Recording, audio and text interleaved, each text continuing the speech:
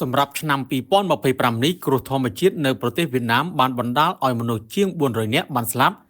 ឬបាត់ខ្លួននិងខាតបង់សេដ្ឋកិច្ចច្រើនជាង$3000 លាននេះបើយោងតាមសារព័ត៌មានវៀតណាមចេញផ្សាយនៅថ្ងៃពុធនេះទីភ្នាក់ងារព័ត៌មាន VN Express បានឲ្យដឹងថាគ្រោះមហន្តរាយធម្មជាតិជាបន្តបន្ទាប់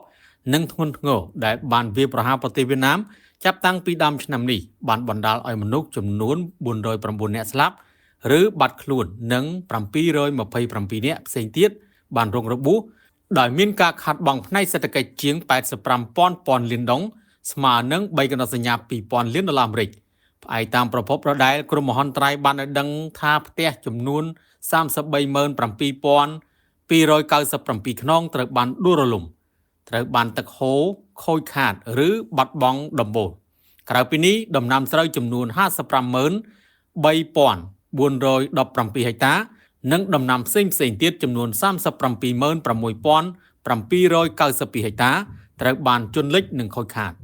ព្យុះចំនួន14និងព្យុះត្រូពិចចំនួន5ហើយដែលបានកើតមានឡើងនៅប្រទេសវៀតណាមក្នុងឆ្នាំ2025នេះបើតាមលោកងួយយិនតុងគាន់មន្ត្រីជំនាញនៃអាជ្ញាធរគ្រប់គ្រងគ្រោះមហន្តរាយនិងទំនប់ទឹកវៀតណាមដែលបានថ្លែងអំឡុងវេទិកាស្តីពីការអនុវត្តវិទ្យាសាស្ត្រនិងបច្ចេកវិទ្យាស្តីពីការព្យាករណ៍គ្រោះមហន្តរាយនិងការព្រមានជាមុនកាលពីថ្ងៃទី25ខែវិច្ឆិកាចុងក្រោយនេះទឹកជំនន់ធ្ងន់ធ្ងរជាច្រើនថ្ងៃនៅទូទាំងតំបន់កណ្ដាលប្រទេសវៀតណាមបានបណ្ដាលឲ្យមនុស្សយ៉ាងតិច90នាក់បានស្លាប់គិតត្រឹមថ្ងៃទី23ខែវិច្ឆិកា